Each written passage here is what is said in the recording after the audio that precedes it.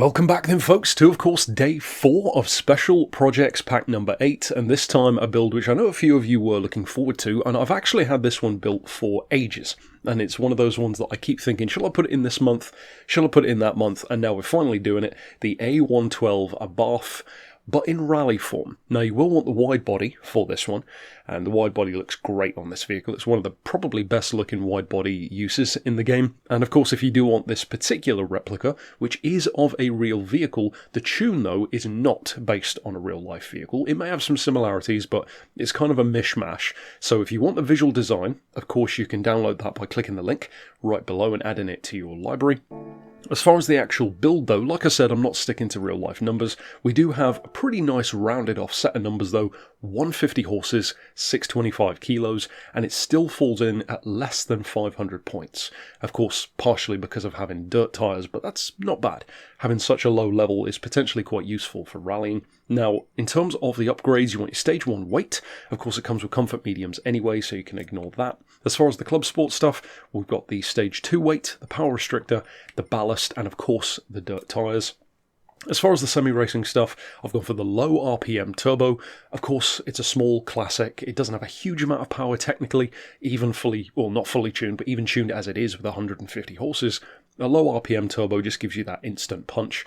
We've got the fully customised computer, which is quite a comical thing to think of on an old school rally car, but we've got the racing crank as well. The fully customised diff, I have opted to increase the body rigidity on this one. Stage 3 weight as well. For the racing stuff, we've got the polished ports, the race exhaust, filter, intercooler, pads, manifold, and discs. Like I've said before, doesn't really matter which racing discs you go for.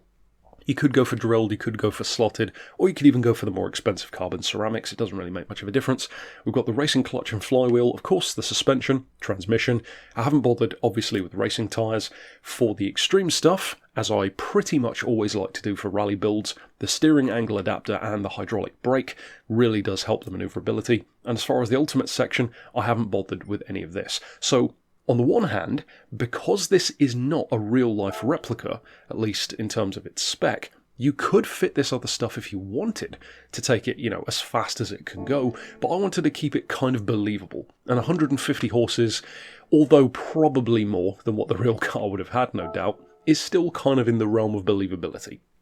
Plus, as it turns out, it makes it pretty damn quick for a little front-wheel drive 150 horsepower car. Plus, I also kind of like that it's got a little bit of Fiat Panda 100 HP to it, which of course is one of my legit favourite vehicles, and not only before driving it, but certainly after driving one in real life as well. I love it even more. So we've got the dirt tyres on there for the suspension. That is of course fitted. I've got 150 on the ride height, so it's actually lower than you might expect, but it's still high enough for this car. 3 on the anti-roll, 30 for the compression on the dampers, 40 on the rebound, 2.2 for the springs, no camber on the back, and 1 degree on the front. Quite a lot of toe on both the, well, actually in particular on the front for this one, which is towed in 0.25, which really helps that turn into corners. Now often, with a front-wheel drive rally build, I like to really tow out the back end, to throw the back end out through corners. You actually don't need it on this one, for 2 reasons. One, it's a super small, super lightweight car anyway, so manoeuvrability is never an issue. But more importantly, you've only got 150 horsepower. So it's not like the car has tragic understeer. It's already very manoeuvrable, so I find that just a little bit of tow out, just 0.5, is pretty much good enough. I've got the lowest settings on the front diff, obviously, being front-wheel drive. As far as the transmission, pretty close ratio, 190 kilometers an hour. So I guess if you do use it on more of a wide open track, or certainly if you do give it more horsepower, you will want to stretch that out a bit more. But for this one, it's pretty much good enough. As far as the ballast, a bit of an OCD thing probably. I've just put 1 kilo on there just to make it 625. I've put it all the way to the back, not like it makes any difference at all where you put a kilo of ballast. The ECU and the power restrictor are untouched. The downforce is not affected by the visuals on this one. And then for the rest, you can see simply put all the stuff that we have fitted. So it's a very easy build to do, and often, at least for me, I find rally builds to be some of the most fun.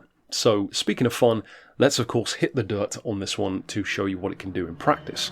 Now this car is, again, a testament to how well rally cars I don't even know how to describe it, but rally cars have this almost inverse way of the less powerful it is, sometimes you'll find that they are better than having more power. It's almost like the exact opposite to road racing. Like on a road racing event, if you put a 150 horsepower car up against a, say, 8,000-9,000 horsepower car, it's not going to stand a chance on any kind of track, super twisty or even in a straight line. You'd have to be such a bad 1,000 horsepower car and such a good 150 horsepower car to even come close.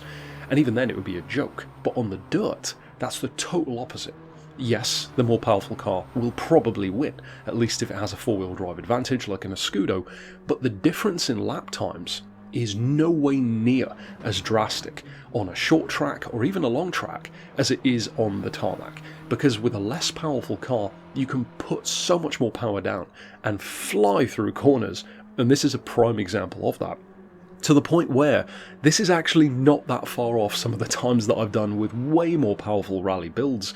And again, the Stratos is another example of it. That's not the most powerful thing around, but it's tremendously quick, even with 277 horses.